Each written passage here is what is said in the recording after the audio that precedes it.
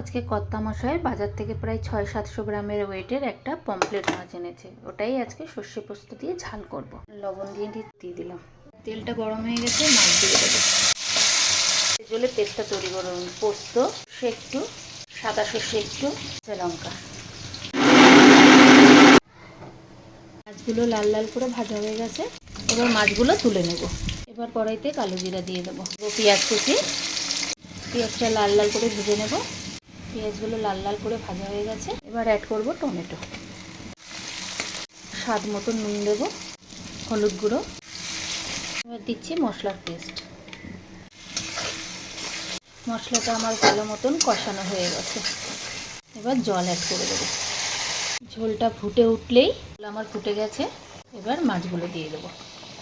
ধনেপাতা কুচি। রেডি আমার পমফ্রেট মাছের ঝাল। তোমরা খেয়ে বলো কেমন হয়েছে।